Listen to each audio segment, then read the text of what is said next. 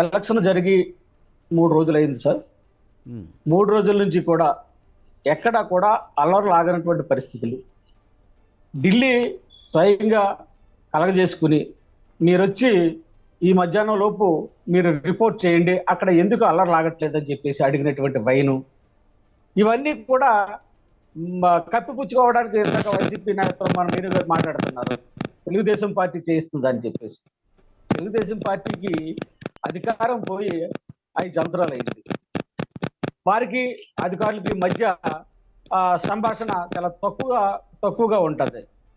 మరి పోలీసులు ఇన్ఫ్లుయెన్స్ చేసుకుని, అధికారులు ఇన్ఫ్లుయెన్స్ చేసుకుని, అధికారులు మార్చుకునేటట్టు చేసుకున్నటువంటి మీరు ఈరోజు తెలుగుదేశం పార్టీ మీద అల్లర్లు తెలుగుదేశం పార్టీ చేస్తుందని చెప్పడం ఎంతవరకు సబబో నాకు అర్థం కావట్లేదు. ఎందుకంటే ప్రజాస్వామ్యబద్ధంగా ఎన్నికలు జరిగాయి. మనం రాజ్యాంగం ద్వారా జరుగుతున్నటువంటి పరిపాలన గౌరవించుకోవాలి.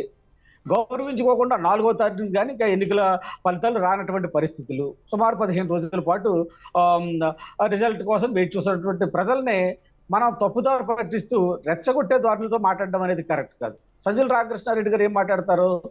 కౌంటింగ్ జరిగే ముందు కౌంటింగ్ రోజు చాలా అల్లర్లు జరుగుతాయి, ఆ అల్లర్లు చేయిస్తారు తెలుగుదేశం పార్టీ అని చెప్తున్నారు. తెలుగుదేశం పార్టీకి ఏం అవసరం అండి అల్లర్లు చేయించడానికి?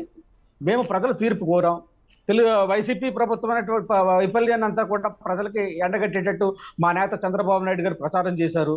కూటమి కి అల్లర్లకి సంబంధం ఉందని చెప్పేసి ఆయన స్టేట్మెంట్ ఇస్తాడు. కౌంటింగ్ రోజున అల్లర్లకు కూటమి కుట్రలంట.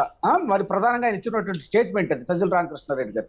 మరి ఇలాగా ప్రజల్ని రెచ్చగొట్టే ధోరణిలో మీరు మాట్లాడుతున్నారా? కూటమి నాయకులు అయినటువంటి మేము మాట్లాడుతున్నామా? ఎక్కడా కూడా కూటమి మంచి పరిపాలన కోసం ఎదురు చూస్తా ఉంది. కూటమి అనేది ప్రజలు కోరుకుంటే ఏర్పడినటువంటి కూటమి అది. నాయకుల అవసరాల కోసం ఏర్పడినటువంటి కూటమి మాత్రం కాదు.